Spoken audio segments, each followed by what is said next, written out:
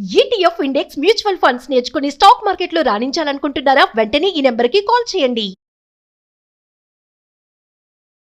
నమస్తే, welcome back to Suman TV. Texas లో ఉంటున్న ప్రతి భారతీయుని వెళ్ళగొడతాం. ఫ్లోరిడా రిపబ్లికన్ పార్టీ నాయకుడి వివాదం ఏంటి? మెడికల్ డిపోర్టేషన్, అమెరికాలో ఉంటున్నటువంటి ఎన్ఆర్ఐలకు కొత్త చిక్కు. మరి L1 వీసాతో వచ్చి H1B వీసాకి చేంజ్ అవ్వచ్చా? ఏ టెక్నాలజీతో అమెరికన్స్కి టాలెంట్ కొరత ఉందా? ఏ టెక్నాలజీతో అమెరికన్స్ కి టాలెంట్ కొరత ఉందా? H1B వీసా ఫీజు పెంచిన తగ్గని డిమాండ్, USA వర్సెస్ ఇండియన్స్. మరి వీటన్నిటిపైన ఒక క్లారిటీ ఇవ్వడానికి ఈరోజు మనతో పాటు ఉన్నారు special guest, founder and chairman of global Telangana association నుంచి విశ్వేశ్వర రెడ్డి గారు. నమస్తే సార్. నమస్కారం సార్, రీసెంట్ గా మరి టెక్సాస్ లో ఎవ్వరు కూడా భారతీయులు ఉండొద్దు, అందరినీ వెనక్కి పంపించేస్తామని చెప్పేసి రిపబ్లికన్ పార్టీ లీడర్ ఎవరైతే ఉన్నాడో చెప్పడం జరుగుతుంది. ఎందుకు సార్, ఎందుకు పంపించేద్దాం అంటున్నారు? అంటే అక్కడ ఏం జరుగుతుందంటే టెక్సాస్ ఏరియాలో, ఎస్పెషల్లీ డాలస్ ఏరియాని చూస్తే టెక్సాస్లో మేజర్గా 4 cities major: Dallas, Austin, Houston, San Antonio. So ఈ మధ్య రీసెంట్ లాస్ట్ 10 years నుంచి చాలా మైగ్రేషన్ జరిగింది. సో యూఎస్లో కూడా ఏంటంటే జియోగ్రఫికల్గా వెదర్ మంచిగా ఉన్న ప్లేస్ టెక్సాస్. ఆ స్టేట్లో ఉన్న వాళ్ళు బాగుంటాయి. నార్త్ ఈస్టు తర్వాత నార్త్లో ఉన్న వాళ్ళందరూ కూడా మేజర్గా వాళ్ళ గ్రీన్ కార్డ్ వచ్చాక అందరూ డాలస్కి మూవ్ అవుతారు. మూవ్ అయ్యాక అక్కడ అందరూ ఎంప్లాయ్మెంట్ రీత్యా వెళ్ళారు.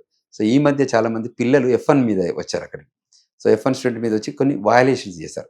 తర్వాత H1Bలో కూడా కొన్ని వయలేషన్స్ ఉన్నప్పుడు వాళ్ళు అబ్జర్వ్ చేసి, సో ఈ వయలేషన్ జరుగుతున్నాయి కదా, దీన్ని కొంచెం స్ట్రిక్ట్ చేయాలనే ఉద్దేశంతో టెక్సాస్ గవర్నరు, అదేవిధంగా మొన్న రీసెంట్గా అందరికీ ఇట్స్ పబ్లిక్ న్యూసే, ఎవరో ఒక కంపెనీ వాళ్ళు ఒకటే ఇంటి అడ్రస్లో ఒక 20 H1 ఫైల్ చేశారనేది ఒకటి చర్చ నడిచింది. మీరు వీడియోలు కూడా చూసింటారు.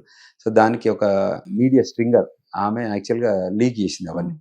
ఆమె ఇన్ పర్సన్ ఇన్వెస్టిగేటివ్ లాగా ఇన్వెస్టిగేటివ్ జర్నలిజం అంటారు కదా, దాని రూపకంగా వెళ్ళి ఆ ఇంటి డోర్ కొట్టేసి ఆయన హోమ్ ఓనర్ని పిలిచి ఇలా ఎన్ని H1 ఫైల్ చేశారు ఏంటి అని క్వశ్చన్ అడిగారు అన్నట్టు. సో అది అయితే అది బాగా వైరల్ అయింది. సో దాంతో కొంచెం కన్సర్న్స్ వచ్చింది. సో ఇప్పుడు ఏమంటుందంటే state governor office, state government డిపార్ట్మెంట్లో no H1B working. So H1B వర్కర్స్ని మేము ఎంటర్టైన్ చేయము, మాకు H1B అక్కర్లేదు, మా కంట్రీలో ఉన్న రిసోర్సెసే మాకు కావాలి. సో వాళ్ళ కోసం మేము ట్రైనింగ్ ఫీ పెట్టాము, త్రూ దట్ ట్రైనింగ్ తీసుకొని మేము వాళ్ళని రిక్రూట్ చేసుకుంటాం తప్ప ఫారెన్ నేషనల్ చేయము అని, అంటే త్రూ H1B ప్రోగ్రామ్ చేయమని చెప్పేసి అది మార్కెట్లోకి వెళ్ళింది ఇప్పుడు. సో అది కన్సర్న్. సో నెక్స్ట్ ఏంటంటే ఇండియన్స్ ఒక స్టేట్ క్లయింట్స్ ఫెడరల్ క్లయింట్లో ఉండరు, మనం కమర్షియల్ క్లయింట్స్ అని ఉంటారు. అంటే ఇప్పుడు గూగుల్, మైక్రోసాఫ్ట్ ఇవన్నీ కమర్షియల్ క్లయింట్స్. సో అక్కడ మనకు మన stem, science, technology, engineering, mathematics మనకు ఉంది అన్న విషయం తెలుసు. సో వాళ్ళు ఏ కంపెనీ కూడా అది వదులుకోవడానికి ఇష్టపడదు.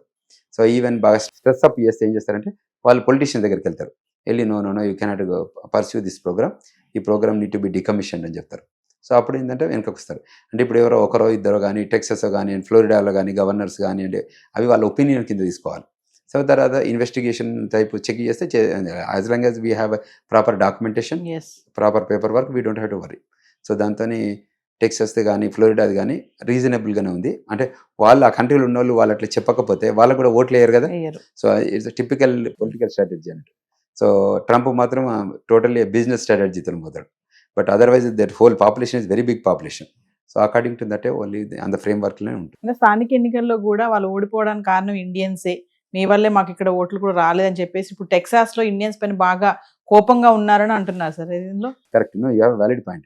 సో ఏమవుతుందంటే ఇప్పుడు అక్కడ మనం చేస్తున్న కొన్ని కార్యక్రమాల ద్వారా వాటితో బయటకు వస్తుంది. ఎందుకంటే డిజిటల్ వరల్డ్ కదా ఇదంతా, ఏం జరిగిన సంఘటన బయటకు వస్తుంది కాబట్టి అటువంటి కొన్ని సంఘటనల ఆధారంగా కొంచెం చెక్స్ అండ్ బ్యాలెన్సెస్ అంటారు, అటువంటివి జరుగుతున్నాయి తప్ప ఓవరాల్గా అంటే 95% చాలా మంచిగా ఒబీడియంట్గా డిసిప్లిన్గా ఇటు జన్మభూమికి ఎంత రెస్పెక్ట్ చేసి ఎంత లాయల్గా ఉంటామో కర్మభూమికి కూడా అంత రెస్పెక్ట్ లాయాలిటీ ఉంటుంది. So very rare of the rare issues ఉంటాయి. But that also need to be addressed properly. అంటే ఒకరు మిస్టేక్ చేసినా అది అందరు మిస్టేక్ కింద ఆపాదిస్తారు. సో అంచేత వాళ్ళకు కూడా మేము రిక్వెస్ట్ చేసేది ఏంటంటే అమెరికాకు మైగ్రేట్ అయి వస్తున్న వాళ్ళు, ఎస్పెషల్లీ డాలస్లో ఉంటున్న వాళ్ళు, మీరు మీ ఇమిగ్రేషన్ స్టేటస్ని ఎప్పుడు చెక్ చేసుకుంటుండండి, మీరు మీ పాస్పోర్ట్ ఎప్పటికి వెరిఫై చేసుకుంటుండండి. So that before it expires you renewal it, so that you will be happy. Otherwise if it's delayed, తర్వాత అది ఎటు పోతుందో, ప్రోగ్రామ్ ఎటు చేంజ్ అవుతుందో తెలియదు కాబట్టి అక్కడ కొన్ని కన్సర్న్స్ ఉంటాయి. కాబట్టి వీళ్ళని మేము అడ్వైజ్ చేస్తున్నాం ఏంటంటే అంతకంటే ముందే మీరు దీన్ని వ్యాలిడేషన్ చేయాలి. ఇంకోటి అంటే మన వాళ్ళు అక్కడికి వెళ్ళి అక్కడ వాళ్ళని అంటే ఆక్రమించుకోవడం ఇట్లాంటివి చేస్తూ ఉంటారు. అసలు అంటే సరిగ్గా ఉండకుండా, అంటే మనం ఎక్కడి నుంచి అక్కడికి వెళ్ళాం కాబట్టి అక్కడ ఉన్నటువంటి ఆ వాతావరణాన్ని మనం గ్రాస్ప్ చేసుకోవాలి కదా, అట్లా కాకుండా మాది ఇది అన్న ధోరణిలో ఉంటారా? ఉండరు.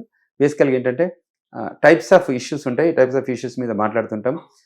ఏదైనా కన్సర్న్స్ ఉంటే అడ్రస్ చేస్తారు తప్ప దాన్ని నెగటివ్గా ఏమి ఉండదు. సో మనకి ఇండియాకి ఎంత లాయల్టీ ఉందో పీపుల్ అక్కడికి వెళ్ళాక అమెరికా కూడా అంత లాయల్టీ చూపిస్తారు. దానికి ఎక్కడ తక్కువేం కాదు, ఎందుకంటే అది మన జీన్స్లోనే ఉంది కాబట్టి. ఎక్కడైతే భోజనం పెడతారో ఆ భోజనాన్ని మనం రెస్పెక్ట్ఫుల్గా ఉండాలని అనుకుంటాం కదా. Yes. సో అంచేత ఇష్యూ లేదు. 1-2% ఎప్పటికైనా ఉంటుందండి ఎక్కడైనా, అంతే తప్ప దాన్ని 1-2% పట్టుకొని మొత్తం టోటల్ ఇండియన్ కమ్యూనిటీకి అంటే బాగుండదు. అంటే ఇప్పుడు ఈ వివాదం వల్ల సార్ మన వాళ్ళకి ఏమైనా ఇబ్బందులు ఉంటాయి అక్కడ ఉన్న అంటే వాళ్ళకి? ఎవరైతే ఇల్లీగల్ మైండ్ సెట్తో ఉన్నారో, ఎవరైతే షార్ట్ కట్కి వెళ్ళాలనుకుంటున్నారో, ఎవరైతే అట్లా ఆ లైన్లో థింక్ చేసే వాళ్ళు ఎప్పుడు భయపడాల్సిందే. Hmm. ఎప్పుడైతే నేను అక్కడికి వెళ్తాను, నా టాలెంట్ చూపిస్తాను, నేను వర్క్ చేస్తాను అనుకున్నారు అనుకోండి, అప్పుడు వాళ్ళు దేని గురించి భయపడాల్సిన అవసరం లేదు. Thank you sir. Thank you very much.